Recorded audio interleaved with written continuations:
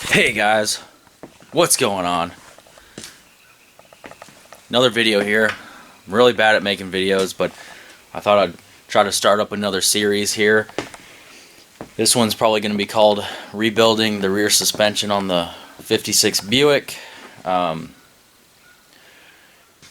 going to tell you guys a secret. This is probably my favorite car that I own, and it needs a little bit of love. I drove it all summer 2023, and I put a lot of miles on it. Probably, well, I say a lot of miles, but a lot of miles for this car since I've put it together. Probably more miles on it this past summer than I have with the other two summers combined. Probably put somewhere close to 5,000 or 6,000 miles on it. So that being said, before this past summer, I had plans to rebuild the rear suspension on this car, but then I had acquired that 57 Chevy and started working on it, and that turned into a huge project. That car is now roadworthy, and it's sitting in my other garage right now. Otherwise, I'd show you for the new people if there's anybody new on my channel. That car is a ton of fun, and that thing also needs a bunch of work. But this car comes first on the priority list because this car's been together a lot longer, and I really need to get this thing just a little bit better. So what I need to do here is tear out the rear suspension and totally redo it. When I put this car together, I was just about to move down here to the south, and I was trying to get it together as quickly as possible. So I kind of threw it together and threw it together with the intentions of rebuilding it someday, and it's been okay, but I don't really like the setup. I've got a factory 91 Camaro limited slip 10 bolt in there, and it's got the factory Camaro lower control arms or trailing arms, whatever you want to call them, and then it's got some cobbled together upper link that I made, and it just doesn't feel right. The pinion angle changes so much, there's some vibrations, it's just not the best setup. So what I need to do is take that axle out and kind of assess the situation and figure out if I want to strip all the brackets off of that axle and use that axle for my next setup, or go with a Ford 9-inch that I've had laying around that is actually the correct width for this car without having to narrow it, but that axle needs a little bit more work. It needs new bearings and stuff like that, so I don't know if I want to dig into that. This is a cruiser car. I'm not hard on this thing at all. I just cruise in it, so I don't really need a 10 bolt or a 9-inch, but it would be nice to have it where I could easily change the gearing and stuff like that. This 10 bolt, I keep getting them mixed up. This 10 bolt here is just fine. It works. Haven't had any problems with that at all. The limited slip is kind of nice, especially with my steep driveway. Alright, so the first thing I need to do on this car before I start working on it is disconnect the battery. So may as well give you guys a look under the hood for anybody that has not seen this car, is not familiar with this vehicle. One of my favorites in the fleet. This is a 5.3 liter LS Vortec, not LS, but you can call it LS if you want. I don't really care. I call it LS all the time, but to be more technical, it's a truck engine iron block Vortec, and it's got a ton of miles on it, probably close to 300,000 by now. I've put probably 12,000 miles on it since I've built the car, which is not that many, but it had close to 300,000 in the donor vehicle that it came out of, possibly more. So that being said, it's been incredibly reliable. The only problems I've had is spark plug wires melting because I decided to go with headers, and I don't like headers. Every time I use headers I have problems. So that, and then a couple other small things, but it's been incredibly reliable. It's really just a solid setup. You got the LS and then a turbo 400 3-speed transmission, automatic behind it. It's just a good combo. Just good rigid components here. You know, if I use this 9-inch in the back, it'll be just a pretty bulletproof setup. But like I said earlier, this is not a race car. This is not a anything that I'm gonna beat on at all. This is a cruiser car. This is a sit in, you know, to talk to my girlfriend.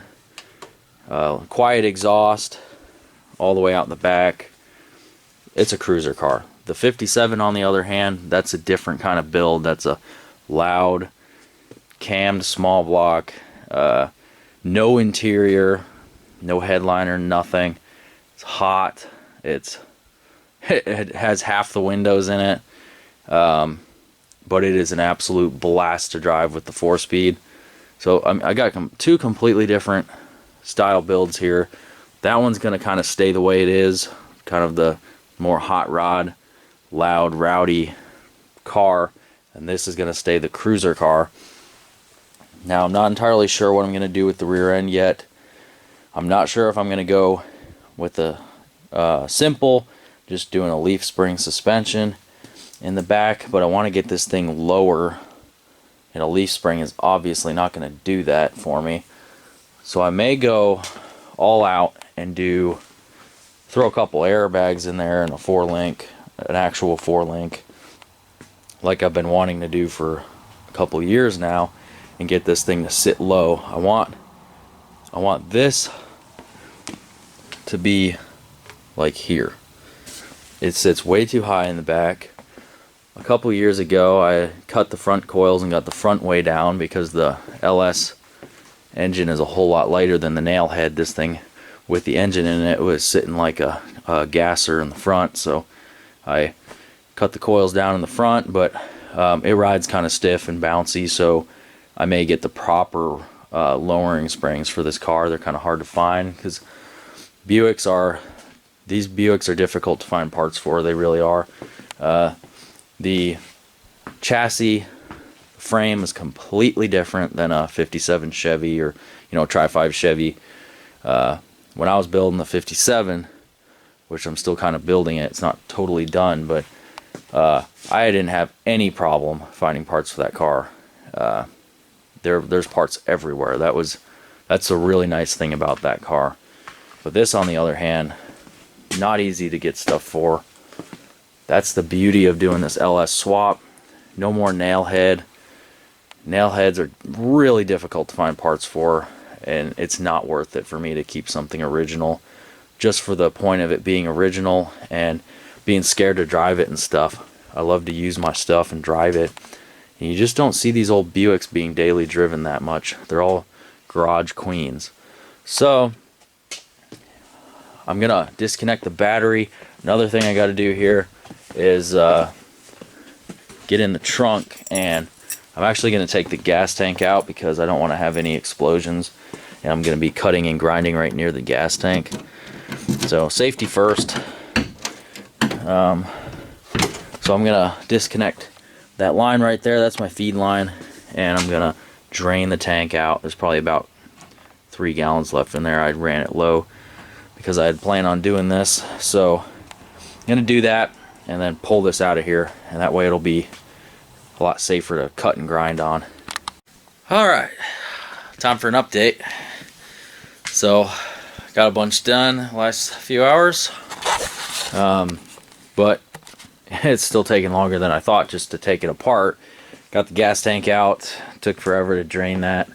Drained it into a 5-gallon bucket, or not bucket, a 5-gallon gas can. I can use that in something else. And, you know, things are really expensive right now, so you gotta be resourceful. I can throw that 5 gallons in one of my other vehicles.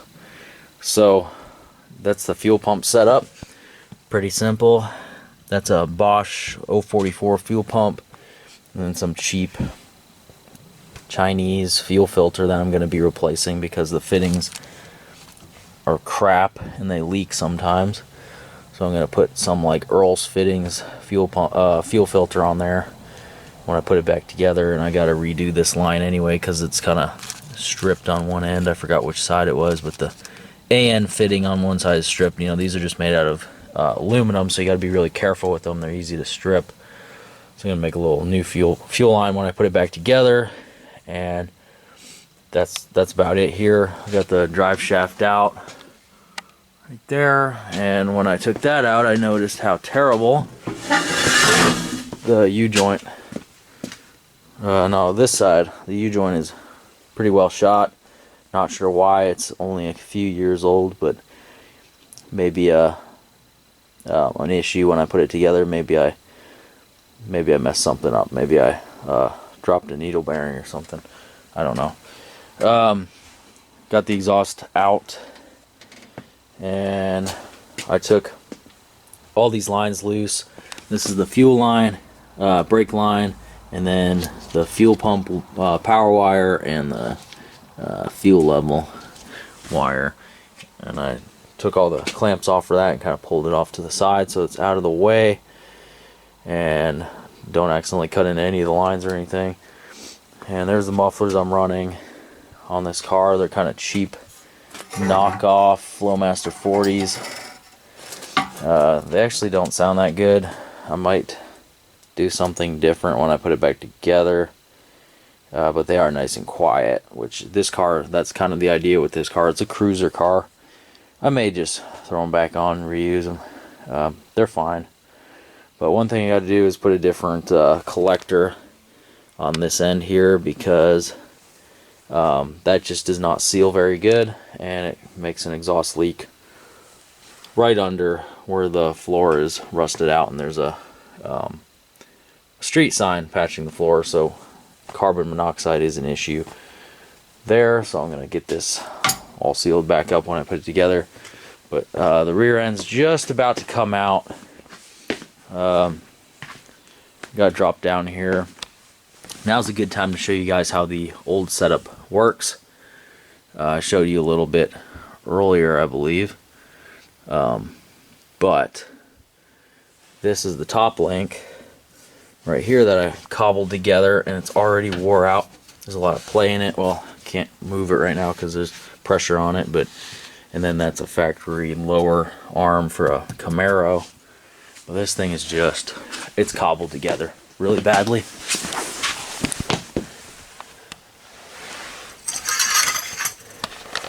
This is kind of what it looks like. Those are the original 56 Buick coils that are wore out that I used just to get it on the road. And I made these little perches right here for them on this axle. And you can see the bracketry I had to make. So that, and then this is the what do you call this thing? Now I can't think of the name of this, but you need this when you have a parallel 4-link setup. You need this bar right here so it doesn't go side to side. But disconnected that, and this is also the original 56 Buick thing right here. Originally it had the torque tube rear end and the two arms that go up like this, and the whole thing pivoted off of the front way up there. Very weird setup. I still have that rear end sitting out in my woods with my other spare random parts that I'll never use. Tried to sell it, nobody wanted it, can't blame them, but it's still a neat piece to have around. It's in good shape for now until it sits out there forever, rusts. But anyway, I'm gonna continue tearing into this and rip all of this garbage out of here. And I was looking at this rear end and feeling for play and stuff, and it's still pretty tight. It's really not in bad shape at all. It was from a low mileage car, and there's nothing wrong with it. It is the perfect gearing for this car as well, so I'm probably just gonna strip all the bracketry off of it and use this thing, because there's no reason not to.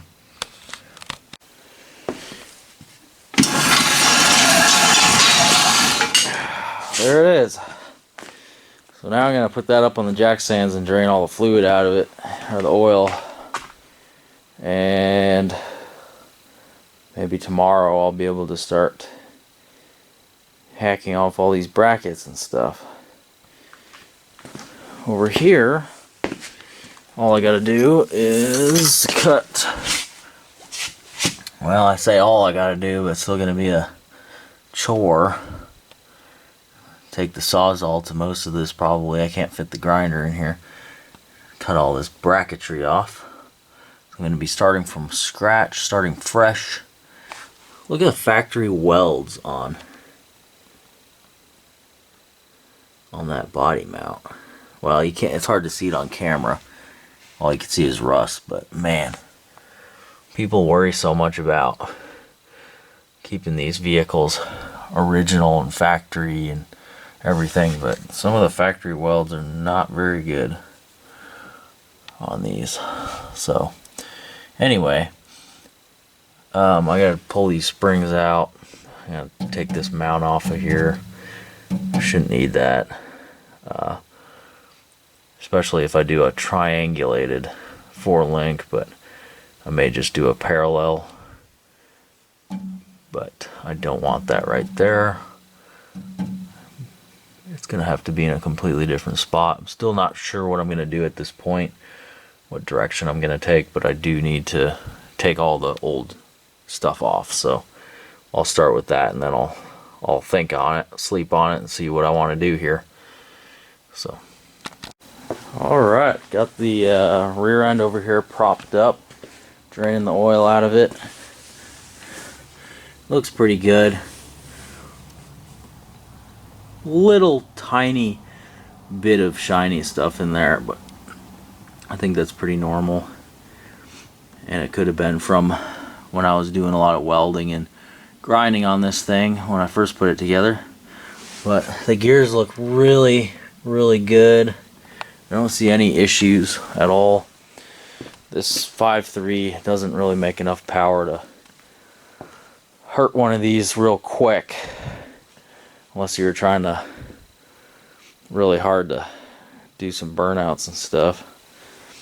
But I think this is also the stronger version of the 10 bolt, but I'm not entirely sure, so don't quote me on that. But I'll let this drain overnight, and I'm going to pull those springs out real quick, call it a day. Okay, I pulled the springs out, so it's looking like a blank canvas now. I did spray these really rusty bolts right here, so hopefully they'll come off tomorrow. You want to see some really impressive Bondo work? This whole thing is pretty much made out of Bondo, this whole quarter panel. See, this here is metal, and this is not. Yeah, that's a New York car for sure. But it's cool. That's what makes it cool. The patina, everything. It's just cool. Now this would make some people cry. This hole that I cut when I was putting this car together, I cut this hole in this perfectly good trunk for the sump on the fuel cell to fit through. So yeah, trunk was in surprisingly good shape. The floors are not bad in this car either. There's a big hole in the driver's side that I patched with the no crossing or crosswalk sign or whatever in there. But really, it's not a bad car overall. It is not that rusty, and it's not going to get much worse. I don't drive it when they salt the roads, and here in Arkansas we don't get a whole lot of winter, so it doesn't see a whole lot of bad weather. Really doesn't rain a whole lot either, so I try to store it inside.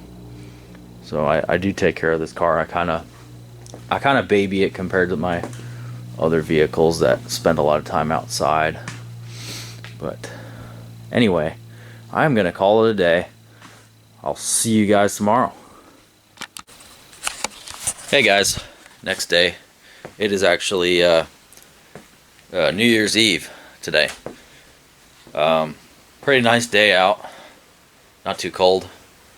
Perfect day to start grinding. I'm pretty much going to be cutting and grinding all day. Fun. It's got to get done though, so you can do the fun stuff. So yeah, that's basically it. It's going to be a boring day. Not boring, but not really the most fun thing to do. Cutting all the brackets off. I got to strip everything off of these axles just down to the bare axle tubes. Alright, I got all the arms and gizmos and gadgets off of the rear end. And I got that bracket off, which was kind of a pain. I don't know why they had to put 5 bolts holding that thing on. Kind of ridiculous. But got them all off. And now I pretty much got a blank canvas. There is a spot on the frame that I think I'm gonna actually reinforce. You can see there's some rust right there. And somebody had previously put a patch on that side before I owned the car.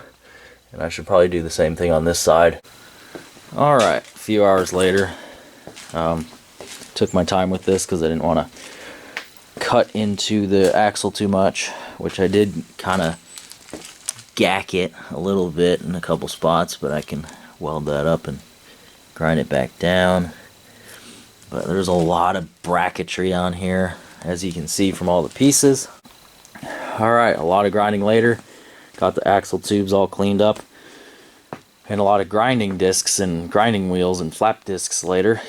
Some of you might have noticed, some of you guys that build stuff might have noticed how expensive that stuff is getting. I can't believe it. Well, I can because everything's expensive, but man, one of these guys costs like $8, $9, $10. It's crazy. Of course, I got the cheapest brand. I think it was like $6.99, but still, goodness, it's getting expensive to build anything these days, even when you do it cheap. Alright, a lot more grinding, and I got the frame rails cleaned up on both sides and the inside as well. And you can see a little bit of remnants from the old brackets, but I just kind of rounded off the corners. I'm going to leave that on there. It'll kind of add some rigidity to the frame anyway. Not like anyone's going to see that. So now I got kind of a blank canvas here, and I guess I got to order some parts. So I will probably turn the camera back on when I have some parts, because otherwise there's nothing more I can do here. This is kind of a stopping point. So tomorrow is New Year's Day, and I've got a bunch of other stuff around the house I'm going to try to get done. So I'm going to take a little break from this, and I will talk to you guys next time I work on this when I get some parts in. Actually, I'm probably going to end this video, this episode right here. So I want to thank you all for watching. Sorry for the lack of videos. I've been pretty busy, but I'm sure you all can relate to that. So I'll see you in the next one. Also, Happy New Year. I can't believe 2023 is already over. This year has just flown by. So I'll see y'all next year.